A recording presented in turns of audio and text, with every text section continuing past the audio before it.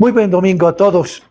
Estamos al domingo 21 de este tiempo ordinario, en el camino del discípulo que aprende desde la palabra de Dios, guiado por el Evangelio de Mateo.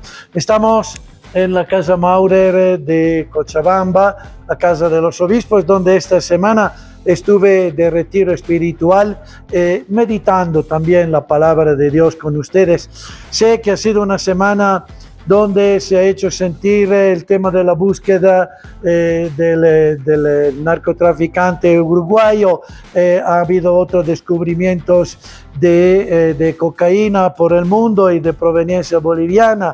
La pelea política sigue siendo el pan de cada día, las peleas de intereses personales que pasa por encima del bien de todos, la experiencia que lamentablemente nos toca tocar con mano, y a veces también nos tenta como personas, pensando que nuestro bienestar lo podemos alcanzar si pensamos en nosotros y no en los demás. Cierto, es una tentación, pero con esta vivencia nos ponemos delante de la palabra de Dios para ver lo que nos dice. Lectura del Santo Evangelio según San Mateo, capítulo 16, versículos del 13 al 20. En aquel tiempo, cuando llegó Jesús a la región de Cesarea de Filipo, hizo esta pregunta a sus discípulos: ¿Quién dice la gente que es el Hijo del Hombre? Ellos le respondieron: unos dicen que eres Juan el Bautista, otros que Elías, otros que Jeremías o alguno de los profetas. Luego les preguntó: ¿y ustedes quién dicen que soy yo? Simón Pedro tomó la palabra y le dijo: tú eres el Mesías, el Hijo de Dios vivo. Jesús le dijo entonces: dichoso tú, Simón, hijo de Juan, porque esto no te lo ha revelado ningún hombre, sino mi Padre, que está en los cielos. Y yo te digo a ti que tú eres Pedro, y sobre esta piedra edificaré mi iglesia. Los poderes del infierno no prevalecerán sobre ella. Yo te daré las llaves del reino de los cielos. Todo lo que ates en la tierra quedará atado en el cielo, y todo lo que desates en la tierra quedará desatado en el cielo. Y les ordenó a sus discípulos que no dijeran a nadie que él era el Mesías. Palabra del Señor. Gloria a ti, Señor Jesús. El Evangelio de Mateo cuenta cómo Jesús llevó a los apóstoles a Cesarea de Filipo. Cesarea era la ciudad donde un poco todos querían ir. ¿Por qué? Porque era un lugar muy fértil. Ahí las familias tenían una economía más estable, porque el terreno había muchas vertientes de agua, los campos estaban bien riegados, las huertas eran generosas en su cosecha. Había el palacio de las autoridades romanas que generaba economía, y era donde habían los funcionarios del Estado romano. Entonces era un poco el lugar donde cada cual soñaba de poder ir. También porque tenía esta economía, era una ciudad donde hacía opinión pública, hacía cultura, y era el lugar donde se definía, todo sumado, la imagen del hombre que tenía suceso. Llegar a Cesarea, ser una autoridad, un funcionario ahí, quería decir haber alcanzado el sueño de la vida. Y sobre esto Jesús conduce a sus apóstoles en esta región, y ahí donde todo el mundo sueña de ser el hombre que ha llegado en su carrera, Jesús le pregunta: ¿qué dice la gente que es el Hijo del Hombre? El Hijo del Hombre se refiere a Jesús, ciertamente, pero también quién es este Hijo del Hombre, quiere decir quién es el hombre, quién es el hombre verdadero. Aquí sueñan que el hombre es el que ha tenido su carrera, el que tiene buena ganancia, buenas cosechas, lindos palacios, lindas casas. Eso, ¿cuál es el hombre verdadero? Jesús interroga a los apóstoles. Es una pregunta que podemos hacernos, provocados por eso nosotros mismos. Para ti y para mí, ¿quién es el hombre verdadero? ¿Qué significa ser una persona humana verdadera? ¿Cuál es el hombre verdadero? La respuesta de los apóstoles va sobre los modelos de hombre religioso que ellos ven. Entonces se refieren a la figura de Juan el Bautista, que todo el mundo consideraba profeta e una persona importante. Elías, que es el profeta por excelencia en la historia de Israel.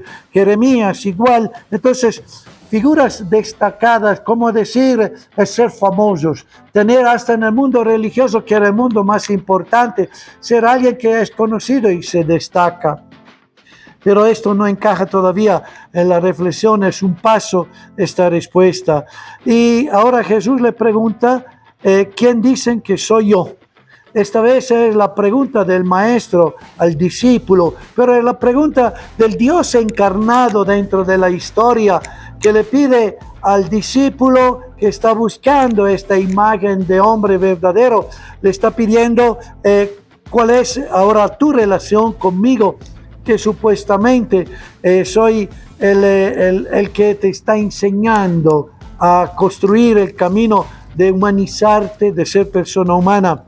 Y aquí viene la respuesta de Mateo, viene directa la respuesta de Pedro. Pedro es el portavoz de todos los apóstoles, que nace con esta profesión: tú eres el Mesías, el Hijo del Dios vivo.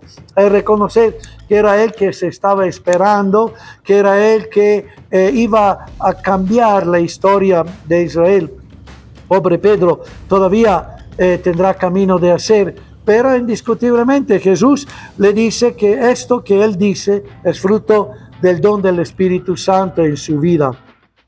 Pongamos la pregunta a nosotros mismos: yo, ¿quién digo que es Jesucristo en mi vida? ¿Quién es este Dios encarnado en mi vida?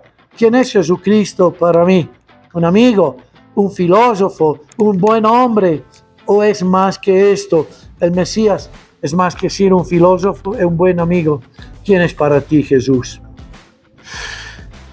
Jesús aquí destaca el rol de Pedro como la piedra sobre la que va a construir el fundamento, la historia. Y esta piedra será el hecho de ser una comunidad apostólica lindo. Jesús, su seguimiento no lo ha pensado para que individualmente caminemos, sino seamos este pueblo que está reunido por los apóstoles y entre ellos por Pedro. Y a este Pedro y a esta iglesia le da las facultades de amarrar y soltar, de perdonar y abrir este camino de Dios a la gracia, al bien. Y entonces le dice estas palabras: todo lo que ates en la tierra quedará atado en el cielo, todo lo que desates en la tierra quedará desatado en el cielo. Alguien a veces me dice: ¿por qué es un hombre al fin que me da el perdón de Dios? Porque Dios se ha empeñado con este hombre y con estos apóstoles para darnos un signo concreto de esta historia de salvación. Esto es el actuar de Dios en nuestra vida y que ayuda a todos nosotros en un seguimiento concreto.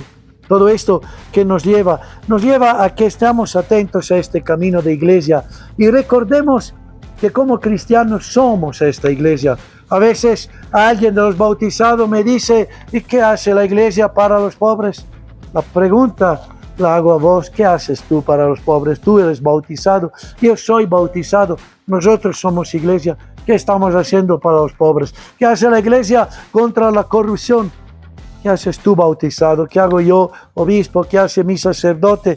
¿Qué hace la religiosa contra la corrupción en las cosas de todos los días o en la sencillez de desarrollar bien nuestro trabajo, siendo honesto, no dejándonos corromper, no dejándonos comprar y recordando que la verdadera imagen del hombre, la primera reflexión, no es del hombre que ha alcanzado profesionalmente, que sí es importante, una posición y una ganancia, sino del hombre que ha sido verdaderamente humano, integral, abierto a los valores, a los demás y a la solidaridad.